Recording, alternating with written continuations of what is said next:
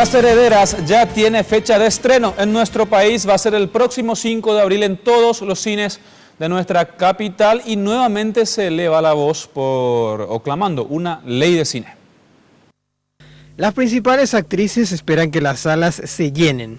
Ana Ivanova invita a que la gente se identifique con la historia de mujeres diferentes, a lo tradicional más allá de estereotipos de edad, género y belleza. Me encanta que sea una historia llena de mujeres, pero me parece que más allá es una historia humana.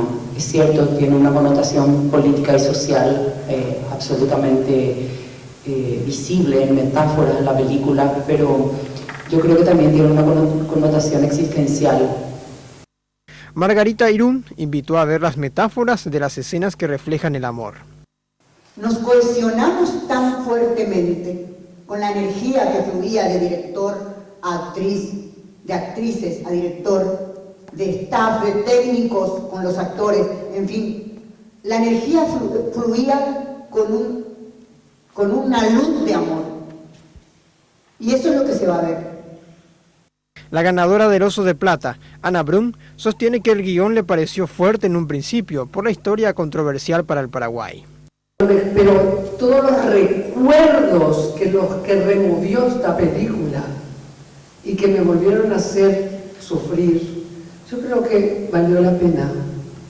Está visto, ahí está el oso, ¿verdad? Para sanar. Sí. Buscan que nuestro país cuente con un Instituto Nacional de Cine y que exista una ley que respalde a la industria.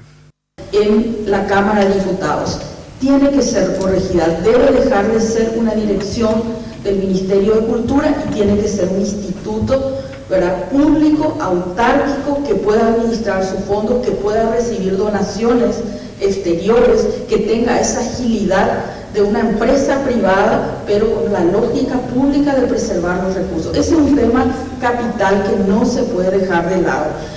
Todo el tiempo estamos consumiendo producciones que significan millones de dólares en películas, series, etcétera, que entran al país sin ningún tipo de restricciones, sin ningún tipo de grabaciones ni nada. Entonces, como es imposible controlar cuánto y cómo, entonces lo que se hace es cobrar el dispositivo que lo reproduce.